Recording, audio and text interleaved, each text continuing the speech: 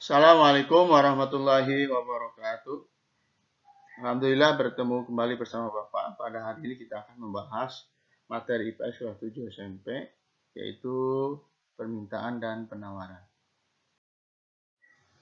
Apa itu permintaan? Permintaan adalah jumlah barang atau jasa yang diminta oleh seseorang atau konsumen dalam waktu tertentu pada berbagai tingkatan harga. Ya, yang perlu kita garis tebal pada definisi permintaan itu terletak pada konsumen. Karena nanti penawaran itu ada, kata kuncinya ada pada produsen. Nah, kita lihat contoh dari permintaan. Misalnya kamu memiliki uang 15.000. Nah, 15.000 itu kamu mampu belikan 1 mangkok bakso dan 1 gelas es teh manis. Ya, jadi permintaan dari konsumen, ya tadi konsumen itu adalah kamu, itu adalah 1 mangkok ya bakso dan 1 gelas es teh manis. Lalu apa saja faktor yang mempengaruhi perubahan permintaan? Yang pertama adalah pendapatan konsumen. Semakin tinggi tingkat pendapatan, maka semakin meningkat permintaan terhadap suatu barang tersebut. Sebagai contoh, ya di suatu pasar malam terdapat baju murah. Ya, kamu itu memutuskan hanya membeli 1 baju seharga 80.000 karena kamu hanya memiliki gaji 500.000 per bulan. Berbeda dengan teman kamu itu, itu berpenghasilan 1 juta per bulan. Dia mampu membeli 2 baju di bazar tersebut. Lalu yang ketiga adalah harga barang substitusi. Nah, contohnya adalah harga sabun A misalnya naik, dengan harga sabun B itu turun, maka konsumen yang biasanya membeli sabun A maka akan beralih membeli sabun B. Hal itu akan menyebabkan naiknya permintaan akan sabun B. Yang keempat adalah harga barang komplementer. Ya, harga barang komplementer itu contohnya misalnya gula dan teh. Ya, gula dan teh, nah itu merupakan 2 barang yang penggunaannya harus dilakukan bersama-sama karena keduanya saling melengkapi. Nah, oleh karena itu naik turunnya harga gula ya akan mempengaruhi perubahan jumlah teh yang diminta. Misalnya harga gula naik, maka jumlah gula dan teh yang diminta akan turun karena orang cenderung akan mengurangi minum teh. Lalu yang kelima adalah iklan. Nah, iklan ini produsen selalu mencari cara agar produk yang mereka hasilkan dapat laku di pasaran. Salah satu cara yang dapat ditempuh adalah dengan iklan atau promosi. Nah, iklan dibuat semenarik mungkin agar masyarakat tertarik pada produk tersebut. Iklan yang berhasil akan meningkatkan permintaan terhadap produk yang diiklankan. Selanjutnya adalah hukum permintaan.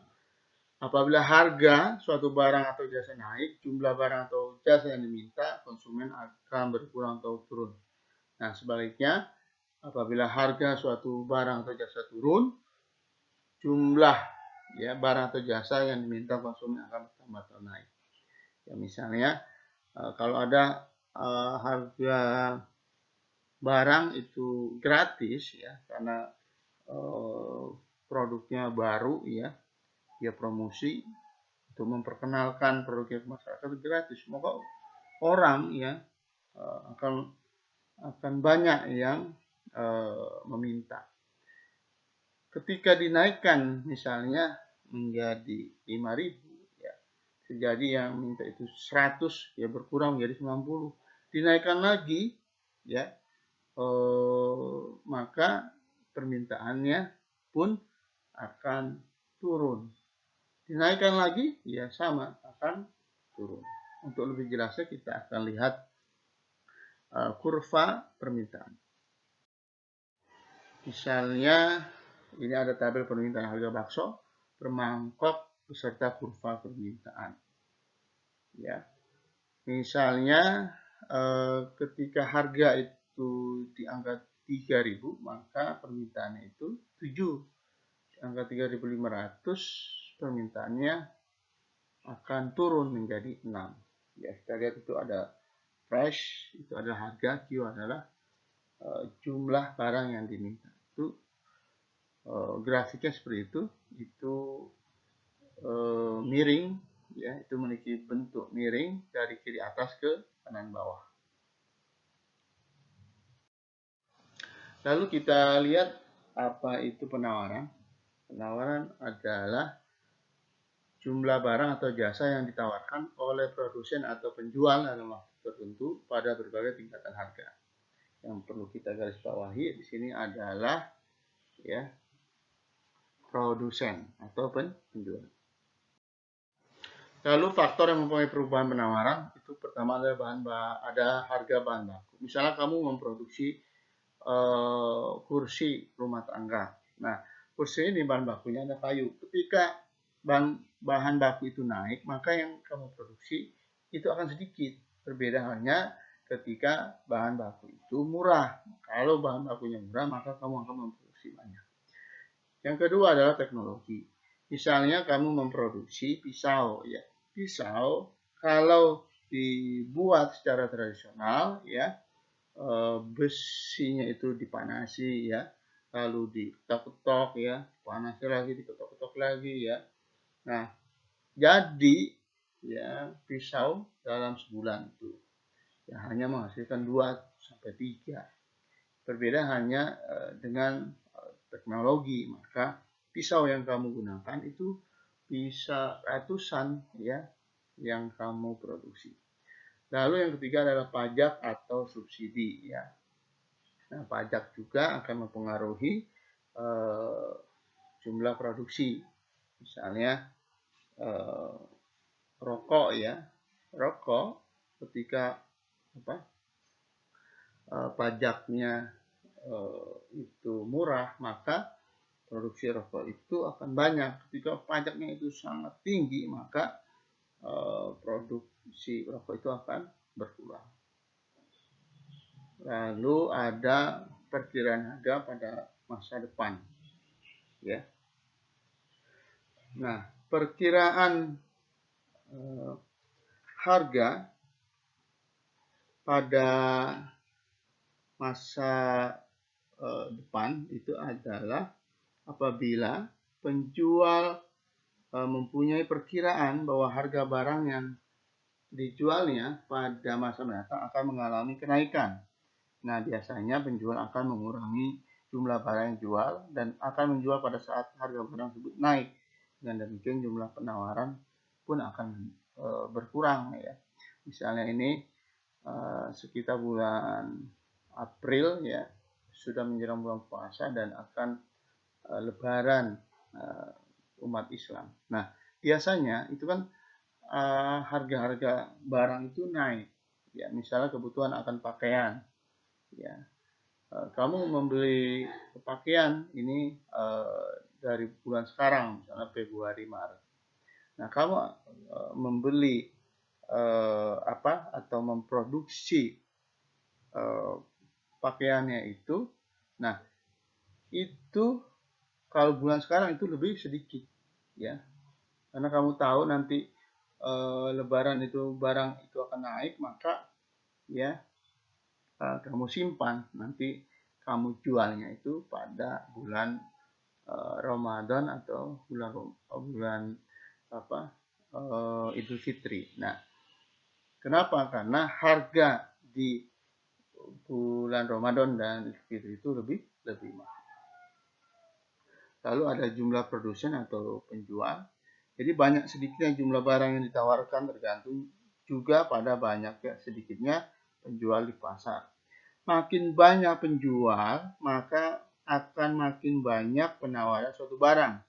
Demikian juga sebaliknya, makin sedikit penjual, maka makin sedikit penawaran terhadap barang tersebut. Ya, misalnya di Tanah Abang, kita lihat itu banyak pakaian, ya.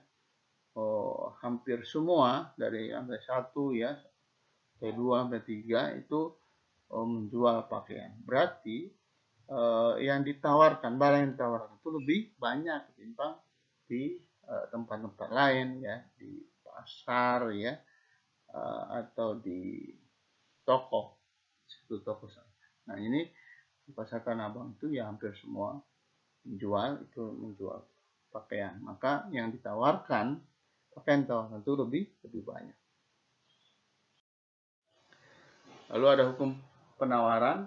Apabila harga suatu barang atau jasa naik, jumlah barang atau jasa yang ditawarkan penjual akan bertambah atau naik.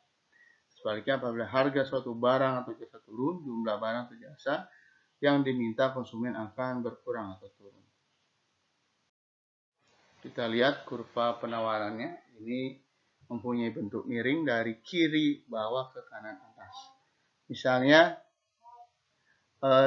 ketika harga barang, ya ini P, ini price, dan Q, quantity. Ketika harga barang itu 100, misal 100.000, maka kamu ini sebagai produsen, ya sebagai bos perusahaan, akan menghasilkan, membuat produknya itu cukup 200.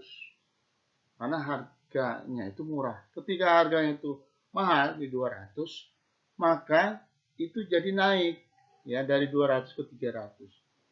Ya. Dari harga 300.000, maka penawarannya pun akan naik jadi 400. Misalnya harganya juga 400, kita contohkan misalnya 400.000, maka kamu memproduksi barang itu lebih banyak lagi jadi 500. Jika harga barang 500, maka kamu tawarkan produknya itu menjadi 600. Ya, jadi itu kurva penawaran. Oke, itu saja pembahasan pada hari ini. Nanti kamu akan mendapatkan tugas tentang membuat ya, kurva permintaan dan penawaran yang nanti disampaikan itu di grup WhatsApp. Oke, terima kasih. Wassalamualaikum warahmatullahi wabarakatuh.